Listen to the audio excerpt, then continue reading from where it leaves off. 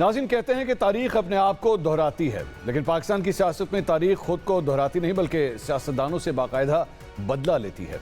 यहाँ इक़्तिदार कदार का रास्ता सीधा जेल की तारीख कोठरी की तरफ जाता है, जहाँ ना कोई वज़ीर आज़म महफूज रहा है और ना ही कोई वज़ीर आला। अब एक माजी की तल्ख मिसाल ही को देख लीजिए। कल तक जो सियासतदान अमरीका में एक हॉल के अंदर खड़ा होकर ऊंची आवाज़ में कह रहा था कि मैं जेलों से सियासी मुखालफिन के AC उतरवा दूंगा, आज वक्त का पहिया ऐसा घुमा कि खुद उस सियासतदान की आंख का इलाज एक बड़ा मसला बना हुआ है। कल जो लंदन के अस्पताल में दाखिल कुलसूम नवाज की बीमारी का मजाक उड़ा रहे थे, आज वो खुद बीमार हुए तो हमदर्दी की तलाश में हैं।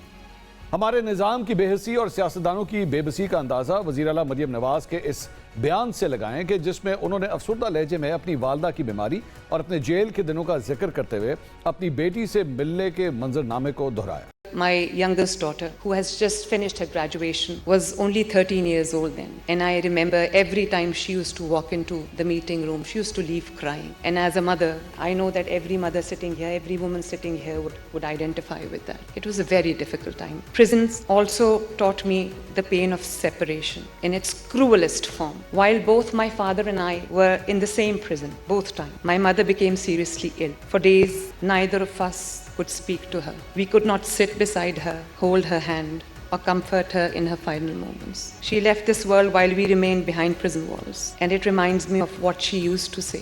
She used to say, Ya ra pe aa jaane, ya wa pe aa jaane. Jis pe guzarti hai, wohi janta hai. And she used to also say, Jis tan lage, so tan jaane.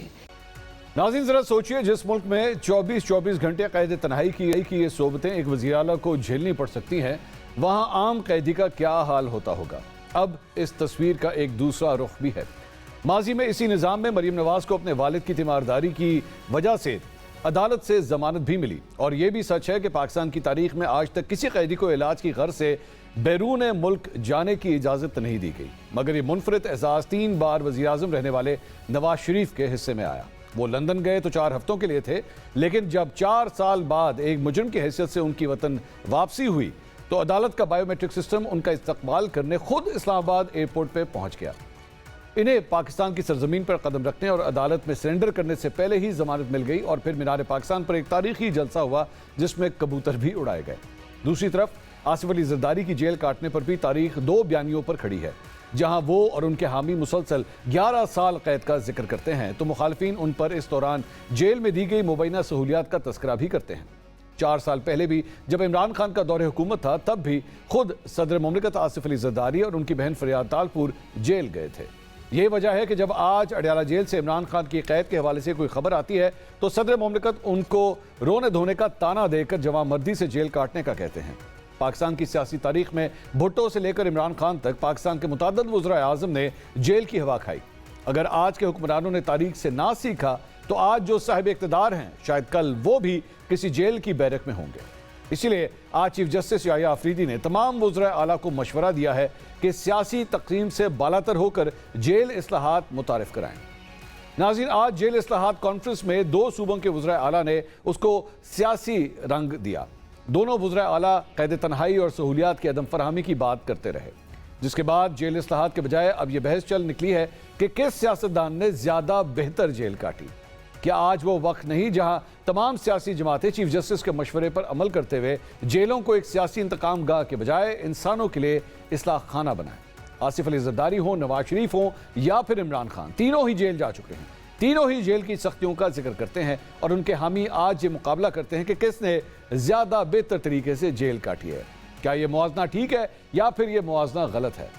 इसी पे मजीद बात करेंगे। अपने panelist का introduction हमारे साथ मौजूद हैं 4 सहाफ़ी।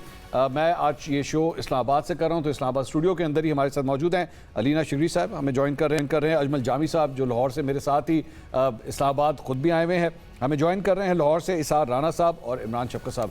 तमाम मेहमानों का बहुत बहुत शुक्रिया। सबसे पहले मेरे ख्याल में इसार राना साहब के पास चलते हैं, सबसे पैनल के अंदर सीनियर वही हैं।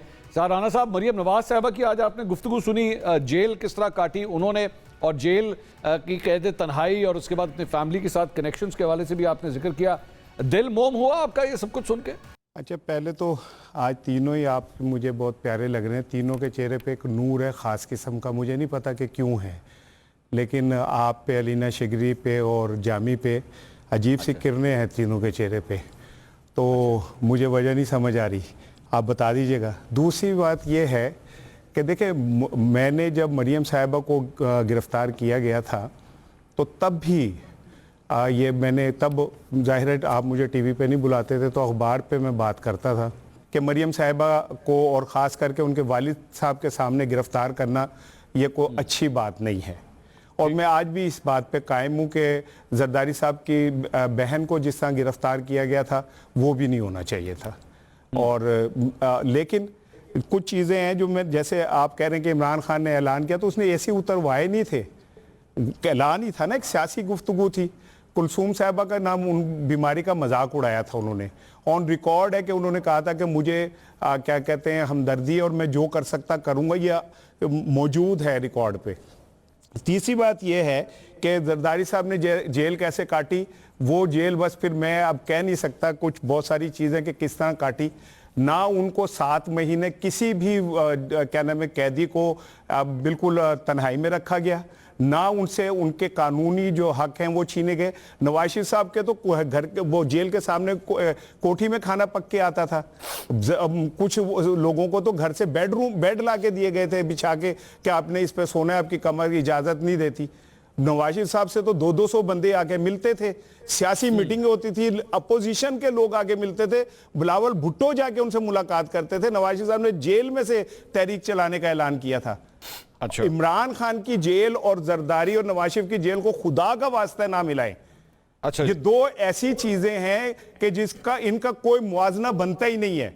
इमरान खान आज तारीख की सबसे सख्त तरीन जेल काट रहा है। उसकी बहनें बाहर बैठी होती हैं, उनके ऊपर पानी फेंका जाता है, उनके साथ उनको धक्के दिए जाते हैं। नवाज शरीफ से मिलने आने वाले के लिए कभी ऐसा नहीं हुआ था।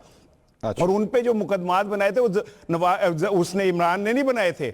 वो मुकदमात सारे क्या नाम है पीपल्स पार्टी के दौर में बने थे। और जरदारी साहब पे जो मुकदमात बने थे वो सारे जो हैं वो नून लीग के दौर में बने थे। इमरान खान ने किसी पे नहीं बनाया था। और आखिरी बात, मैं चीफ जस्टिस साहब की इस बात से बिल्कुल कर लें, आप बात करें अपनी। हाँ जी, और आखिरी सुन ले, चीफ जस्टिस साहब की ये बात बिल्कुल ठीक है कि आप जो सियासतदान हैं एक दूसरे को जिस तरह नफरत में एक दूसरे को कर रहे हैं, ये नहीं होना चाहिए। लेकिन मैं दस्तबदस्ता चीफ जस्टिस साहब से भी ये कहूंगा कि उन सबको सजाएं अदालतों ने दी थी।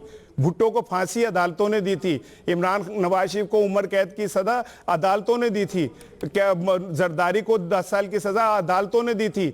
इमरान खान के साथ आज जो कुछ हो रहा है उसके वकील दस्तखत कराने के लिए मर जाते हैं, वकालतनामे पर नहीं होते। तो मेरा ख्याल है, मेरे चीफ जस्टिस हैं, मेरे हीरो हैं, मैं उनसे बहुत मोहब्बत करता हूं। मैं उनसे दरखास्त करूंगा कि सर ये सियासतदान तो कम अकल हैं, अदालतों ने तो हमेशा तारीख में जिंदा रहना है, आप इंसाफ करें। अगर आप ये समझते हैं कि इमरान खान के साथ ज्यादती हो रही है और ये सियासी इंतकाम है तो फैसले कर लें और कहें कि ये सियासी है। मैं तो अपने चीफ जस्टिस से तवक्को रखता हूं। राणा साहब, आप फरमा रहे हैं कि जनाब बाकियों को सजाएं जो है वो कोर्ट की तरफ से हुई थी, तो इमरान खान साहब को क्या कोर्ट से सजा नहीं हुई? उनको भी तो कोर्ट ने सजा दी है जिसकी वजह से अंदर है वो। तो यही तो मैं कह रहा हूं कि सियासतदानों की आपस की लड़ाइयों को तो हम डिस्कस करते हैं, अदालती फैसलों को भी हम उनके साथ डिस्कस करें। जिन अदालतों ने फांसियां दी वजीर आजमों को, बाद में इतराफ किया कि वो हमने गलत सजाएं दी। नवाज शरीफ साहब को उम्र कैद की या 10 साल की उम्र कैद की सजा हुई, उसके बाद वो सजाएं वापस हुई।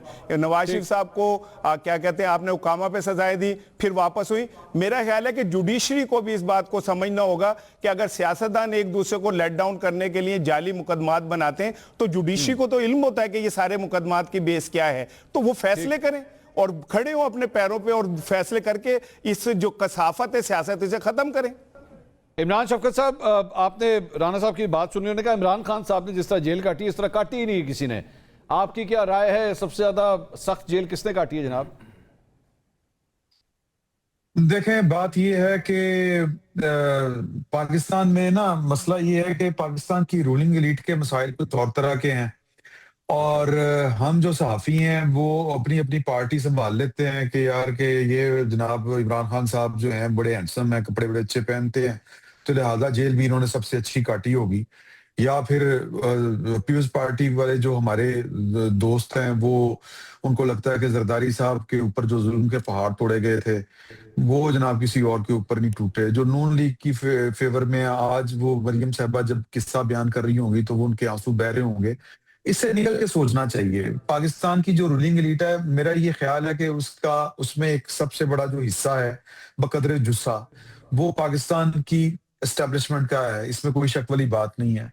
ये सारे जो हैं जितने पॉलिटिकल प्लेयर्स हैं, ये सारे उनके साथ मिलके खेलते हैं। कभी किसी की बारी आ जाती है, कभी कोई अपने आप को उम्मीदवार डिक्लेयर कर देता है, और हमें बैठ के वो जो पहाड़े और पट्टियां सुनाई जाती हैं, बताई जाती हैं, हमें कम से कम उनसे निकल के बात करनी चाहिए। अगर आज चीफ अच्छा। जस्टिस पाकिस्तान ये कह रहे थे कि यार आप अपने सियासी जो इख्तलाफात हैं उनको साइड के ऊपर रख के एक आम आदमी के लिए, अब देखें कितनी अफसोस की बात है कि आज एक आम आदमी, मुझे नहीं पता उस कॉन्फ्रेंस में वो डिस्कस हुआ कि नहीं हुआ, लेकिन सारी की सारी तकलीफ हो रही है कि जी नवाज शरीफ ने जेल किस तरह से काटी, जरदारी ने किस तरह से काटी, आम लोगों की, या इमरान खान साहब बड़ी बहादुरी से जेल काट रहे हैं। इमरान खान साहब के पास बाहर जाने की कोई ऑफर है भी कि नहीं, ये भी नहीं कोई डिस्कस कर रहा। मैं सिर्फ ये कह रहा हूं कि आम आदमी, उसके मसाइल कुछ और हैं, पाकिस्तान की रूलिंग एलीट के मसाइल कुछ और हैं। हम बैठ के रूलिंग एलीट को डिस्कस करते रहते हैं। ये रूलिंग एलीट बाई चॉइस ये मामला ठीक नहीं करना चाहती, ना वो करेगी, क्योंकि उनको पता है कि अगर हम अपने आपस में बैठ के मामला ठीक करेंगे तो कोई एक और नया प्लेयर आ जाएगा, एक नया प्लेयर पैदा कर दिया जाएगा। तो एक हवाले से मैं इमरान खान साहब की जो पॉलिसी है, एक हवाले से मैं उसकी तारीफ वक्त के साथ साथ मुझे लगता है कि करनी पड़ेगी, कि वो कहते हैं कि रास्ता यहीं से निकलेगा। उनका ये ख्याल है कि ये सियासतदान आपस में बैठ के जो कुछ मर्जी कर लें, एंड के ऊपर इन्होंने टगे टोकरी होना। तो पाकिस्तान का इख्तियार, इक़्तिदार, ताकत जहां पर असल में है, वो आज नाराज हैं, कल मान जाएंगे। आज अगर एस्टेब्लिशमेंट को लीड कोई ऐसा शख्स कर रहा है, या आज हालात कुछ इस तरह के हैं कि उनके लिए कोई गुंजाइश पैदा नहीं हो रही, उन्होंने खत भी लिख के देख लिए, उन्होंने कहा कि मेरा अपना कोई नुमाइंदा मुकर्रर करें, वो करके देख लिया, सारा कुछ करके उन्होंने देख लिया, लेकिन कल को हो सकता है दिल पसीज जाए, तो कल को हो सकता है बात बन जाए, हो सकता है कोई तब्दीली आ जाए। वक्त का कोई पता नहीं होता, कोई अल्लाह रहम करे ऊपर नीचे हो जाती है, 19-20 हो जाती है, वक्त एक जैसा कहाँ पे रहता है। ठीक। तो जिनसे कुछ तो है उनको, वो सही कहते हैं कि मैं तो बात उनसे करूंगा जिनके पास इख्तियार है। ना कोई जमहूरियत है, ना कोई आइन की बालादस्ती है, ना आपका मेरा कोई ख्याल है। एक तरह का सलूक होता है वो खैबर पख्तूनख्वा के अवाम हो, उसी तरह का सलूक पंजाब में होता है, ठीक। वो चाहे पाकिस्तान मुस्लिम लीग नून की हुकूमत हो। मुझे इजाजत तो दीजिएगा आम इमरान आदमी साहब, और जो मुझे रूलिंग इजाजत एलीट है, दीजिएगा। इनमें बड़ा